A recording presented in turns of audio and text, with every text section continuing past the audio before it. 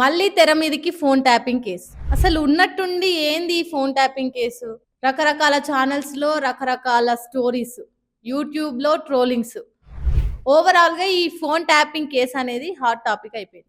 అసలు ఏంటి ఈ ఫోన్ ట్యాపింగ్? ఎందుకు దీన్ని మళ్ళీ తీసుకొచ్చిర్రు? అప్పుడెప్పుడో కాంగ్రెస్ గవర్నమెంట్ అధికారంలోకి వచ్చినప్పుడు స్టార్టింగ్‌లో హల్చల్ చేసిన ఈ ఫోన్ ట్యాపింగ్ కేసు ఇప్పుడు మళ్ళీ ఎందుకు తెర మీదకొచ్చింది? దీని గురించి మనం మాట్లాడదాం.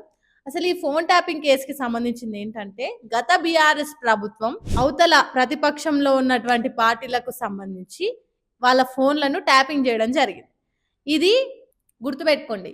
ఈ ఫోన్ ట్యాపింగ్ అనేది ఎందుకు ఇల్లీగల్ అయింది? దీని మీద కేసు ఎందుకు పెట్టాల్సి వచ్చిందంటే, ఆదేశాల మేరకు లేకుంటే ఏదన్నా ప్రూఫ్స్ ఉండి ఈ ఫోన్ ట్యాపింగ్ చేస్తే అది లీగల్ అయ్యేది.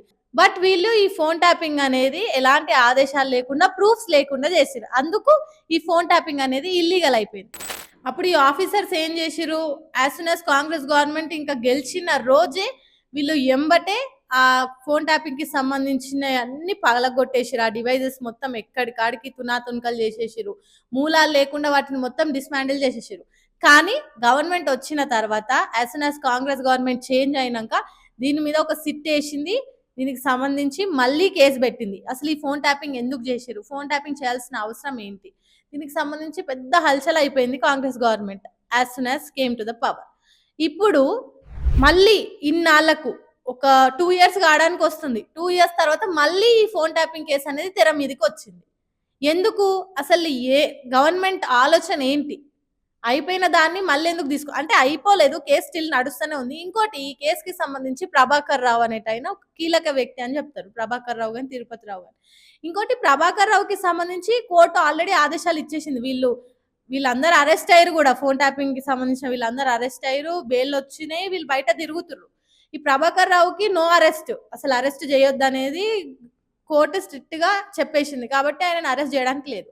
ఇప్పుడు వీళ్ళని పిలిచి మళ్ళీ విచారణకు చేస్తుంది. ఈ విచారణకు వీళ్ళెవ్వరు సహకరించడం లేదు.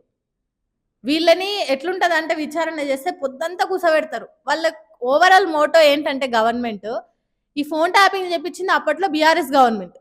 చేసిన వాళ్ళు వీళ్ళు ఉన్నారు కాబట్టి, ఈ పోలీసులు ఎవరైతే వీళ్ళు ఉన్నారో, ప్రభాకర్ రావు గాని, తిరుపతి రావు గాని, వీళ్ళైతే ఎవరు ఉన్నారో వీళ్ళు ఇందులో ఎవరి పేరు చెప్పినా, కేసీఆర్ పేరు చెప్పినా, కేటీఆర్ పేరు చెప్పినా, హరీష్ రావు పేరు చెప్పినా, ఆర్ఎల్స్ ఆ గవర్నమెంట్ సంబంధించి ఎవరు చేయమన్నారు, ఎందుకు చేయమన్నారు అని ఒక్క చిన్న క్లూ ఇచ్చినా అయిపోయి. ఈ కేసుకి సంబంధించి కేసీఆర్ గవర్నమెంట్ లో ఉన్న వాళ్ళందరినీ ఎప్పుడెప్పుడు అరెస్ట్ చేయాలా అని కాంగ్రెస్ గవర్నమెంట్ చూస్తుంది. మనందరికీ తెలిసింది. అండ్ ఓవరాల్ గా బయట లీగల్ గా మాట్లాడుకునేది ఏంటంటే, రేవంత్ రెడ్డి అసలు అధికారంలోకి వచ్చిందే కేసీఆర్ ప్రభుత్వం మీద పగ తీర్చుకోవడానికి. ఓటుకు నోటు కేసుకు సంబంధించి రేవంత్ రెడ్డి అరెస్ట్ అయింది అప్పుడు ఈ ఫోన్ ట్యాపింగ్ వల్లని. మేబీ అది దృష్టిలో పెట్టుకొని రేవంత్ రెడ్డి దీన్ని మళ్ళీ కంబ్యాక్ చేసిండా, ఏం చేసిండు, అసలు ఏ ఆలోచనతో ఈ ఫోన్ ట్యాపింగ్ కేసుని మళ్ళీ తెరపైకి తీసుకొచ్చింది అనేది సెకండరీ. కానీ కేసీఆర్ని, కేటీఆర్ని, హరీష్ రావుని మెయిన్ వీళ్ళు, ఇంకోటి ఈటెల రాజేందర్ కూడా ఉన్నాడు. వీళ్ళకి సంబంధించి ఎప్పుడు వీళ్ళని ఛాన్స్ ఎప్పుడు దొరుకుతుందా, జైలు ఎప్పుడు వాడేయాలా అన్నది రేవంత్ రెడ్డి ఇట్లా కాచు కూర్చుండు.